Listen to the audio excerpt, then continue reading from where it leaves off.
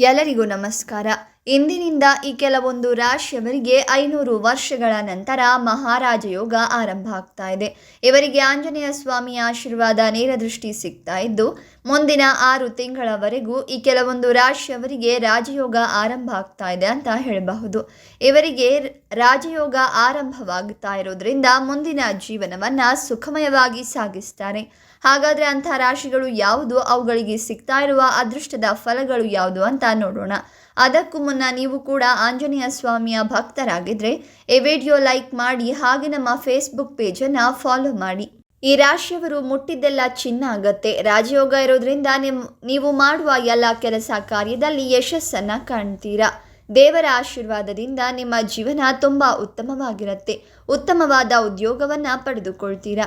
ದಾಂಪತ್ಯ ಜೀವನದಲ್ಲಿ ಇದ್ದ ಬಿರುಕುಗಳು ಪರಿಹಾರ ಆಗತ್ತೆ. ಪ್ರೀತಿಯ ವಿಷಯದಲ್ಲಿ ಮನೆಯವರಿಂದ ಒಪ್ಪಿಗೆ ದೊರೆತು ನೀವು ಅಂದುಕೊಂಡಂತೆ ನಿಮ್ಮ ಜೀವನ ಸಾಗತ್ತೆ. ಕೆಲವೊಂದು ರಾಶಿಯವರಿಗೆ ಆಂಜನೇಯ ಸ್ವಾಮಿಯ ಸಂಪೂರ್ಣ ಅನುಗ್ರಹ ಸಿಗ್ತಾ ಇದೆ. ಆದ್ದರಿಂದ ಇವರು ಮುಂದಿನ ದಿನಗಳಲ್ಲಿ ಆಗರ್ಭ ಶ್ರೀಮಂತರಾಗ್ತಾರೆ.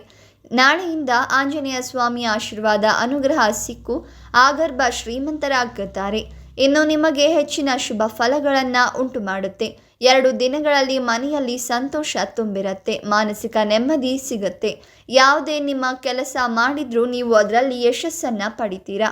ಗಂಡನ ಮನೆಯವರಿಂದ ಶುಭ ಸುದ್ದಿ ಸಿಗಲಿದೆ. ಇದ್ದಕ್ಕಿದ್ದಂತೆ ಹಣದ ಹೆಚ್ಚಿನ ಲಾಭವಾಗಲಿದೆ. ಇದು ನಿಮ್ಮ ಆರ್ಥಿಕ ಸ್ಥಿತಿಯನ್ನು ಸುಧಾರಿಸುತ್ತೆ. ನೀವು ಮೊದಲಿಗಿಂತ ಹೆಚ್ಚು ಹಣವನ್ನು ಗಳಿಸ್ತೀರಾ. ಸ್ನೇಹಿತರೊಂದಿಗೆ ಉತ್ತಮ ಸಮಯವನ್ನು ಕಳಿತೀರಾ. ನಿಮ್ಮ ಆರ್ಥಿಕ ಪರಿಸ್ಥಿತಿ ಮತ್ತು ಸಾಮಾಜಿಕ ಜೀವನವು ಬಲಗೊಳ್ಳುತ್ತದೆ. ಖ್ಯಾತಿ ಹೆಚ್ಚಾಗುತ್ತೆ. ಉತ್ತಮ ಆದಾಯದ ಮೂಲಗಳು ಗೋಚರಿಸುವುದು. ಕೆಲವು ಹೊಸ ಮೂಲಗಳಿಂದ ಹಣವನ್ನು ಪಡೆಯಬಹುದು. ಕೆಲಸ ಮಾಡೋ ಜನರೊಂದಿಗೆ ಮೇಲಾಧಿಕಾರಿಗಳು ಸಂತೋಷವಾಗಿರ್ತಾರೆ ಮತ್ತು ನೀವು ಬಡ್ತಿ ಅಥವಾ ವೇತನ ಹೆಚ್ಚಳದ ಪ್ರಯೋಜನವನ್ನು ಪಡೆಯಬಹುದು. ವ್ಯಾಪಾರ ಮಾಡುವ ಜನರು ಲಾಭವನ್ನು ಪಡಿತಾರೆ. ಅವಿವಾಹಿತರಿಗೆ ಮದುವೆಯ ಪ್ರಸ್ತಾಪಗಳು ಬರಬಹುದು ಮತ್ತು ನಿಮಗೆ ಮಕ್ಕಳಿಂದ ಶುಭ ಸುದ್ದಿ ಸಿಗುವ ಅವಕಾಶ ಕೂಡ ಇದೆ. ವ್ಯಾಪಾರ ವ್ಯವಹಾರದಲ್ಲಿ ಹೆಚ್ಚು ಲಾಭವನ್ನು ಗಳಿಸ್ತೀರಾ. ಮನೆ ಒಳಗೆ ಯಾವುದೇ ನಕಾರಾತ್ಮಕ ಶಕ್ತಿಗಳ ಪ್ರಭಾವ ಇರೋದಿಲ್ಲ. ಉತ್ತಮ ರೀತಿಯಲ್ಲಿ ಮಕ್ಕಳು ವಿದ್ಯಾಭ್ಯಾಸವನ್ನು ಮಾಡ್ತಾರೆ. ಇದರಿಂದ ಗಂಡ ಹೆಂಡತಿ ಮಧ್ಯೆ ಸುಖ ಶಾಂತಿ ನೆಲೆಸತ್ತೆ. ಇಷ್ಟೆಲ್ಲ ಲಾಭ ಮತ್ತು ಅದೃಷ್ಟವನ್ನು ಪಡಿತಾ ಇರುವಂತಹ ರಾಶಿಗಳು ಯಾವುದು ಅಂದರೆ ಮಿಥುನ ರಾಶಿ, ಕನ್ಯಾ ರಾಶಿ, ಮಕರ ರಾಶಿ ಮತ್ತು ಸಿಂಹ ರಾಶಿ. ಇವುಗಳಲ್ಲಿ ನಿಮ್ಮ ರಾಶಿ ಇದ್ದರೂ ಇಲ್ಲದಿದ್ದರೂ ಜೈ ಆಂಜನೇಯ ಅಂತ ಕಾಮೆಂಟ್ ಮಾಡಿ.